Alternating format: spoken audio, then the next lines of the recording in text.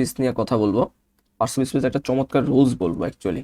Parts of speech একটা চমৎকার rules, সেটা হচ্ছে আর্টিকেলের পরে যদি একটা ওয়ার্ড থাকে, আমি আগে একটু ফর্মুলা টাইপের জিনিসগুলো লিখতেছি। আর্টিকেলের পরে যদি একটা ওয়ার্ড থাকে সেটাকে আমরা বলবো হচ্ছে নাউন। কিন্তু আর্টিকেলের পরে যদি দুইটা ওয়ার্ড থাকে, আর্টিকেলের পরে যদি দুইটা ওয়ার্ড থাকে তাহলে প্রথমটা হবে হচ্ছে অ্যাডজেক্টিভ, পরেরটা হবে হচ্ছে নাউন। কিন্তু আর্টিকেলের পরে যদি তিনটা ওয়ার্ড থাকে তাহলে প্রথমটা হবে হচ্ছে অ্যাডভার্ব, তারপরেরটা হবে অ্যাডজেক্টিভ, তারপরেরটা হবে হচ্ছে নাউন। নাউন এটা হচ্ছে আর্টিকেল নিয়ে পার্টস অফ স্পিচের একটা চমৎকার রুলস। আমরা যদি কিছু এক্সাম্পল দেখি, যেমন একটা সেন্টেন্স যদি লিখি, he is an emotional boy, emotional boy, boy. এখানে ইমোশনাল ওয়ার্ডটা কোন পার্টস অফ স্পিচ? তাহলে আমাকে দেখতে হবে যে ভাই ইমোশনালের আগে একটা এন আছে, এনটা হচ্ছে কি আমাদের আর্টিকেল। আর্টিকেল হচ্ছে তিনটা, এ এন দা, এই তিনটা হচ্ছে আমাদের আর্টিকেল। এই আর্টিকেলগুলোর পরে আমার প্রথম ওয়ার্ডটাই জানতে চাইছে, তাহলে ইমোশনাল। আর্টিকেলের পরে কয়টা ওয়ার্ড আছে? ইমোশনাল, তারপরে আছে বয়। তার মানে ইমোশনাল কি হবে? এই যে সেকেন্ড রুলসের কাতারে চলে যাবে, অর্থাৎ আর্টিকেলের পরে একটা ওয়ার্ড আছে, এটাকে আমরা কি বলতে পারবো? অ্যাডজেক্টিভ বলতে পারবো। তাহলে পরেরটা বয় কি হবে? বয় হবে হচ্ছে আমাদের noun.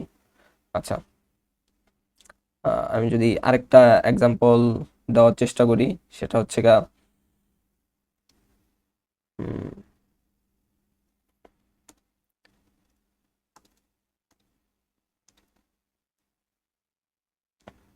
He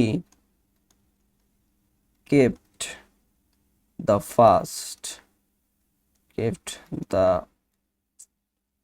kept the fast for a week.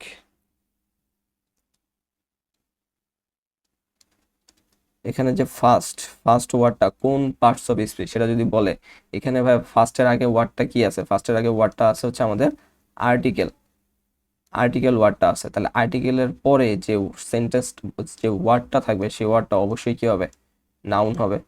কারণ নাউনের পরে এখন কিন্তু মানে আর্টিকেলের পরে কিন্তু একটা ওয়ার্ডই আছে, ফার্স্ট আছে, এরপরে তো প্রিপোজিশন ফর চলে আসছে, অন্য কিছু হয়ে গেছে। তাহলে আর্টিকেলের পরে একটা ওয়ার্ড, সেজন্য এটাকে আমরা বলতে পারবো হচ্ছে নাউন। আমি যদি আরেকটা এক্সাম্পল দিই, this is the go of the world.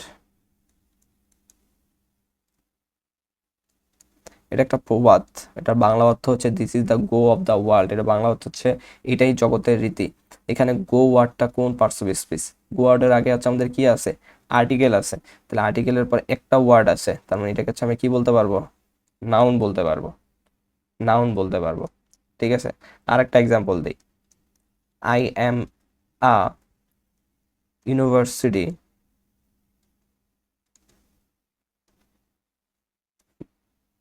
Student.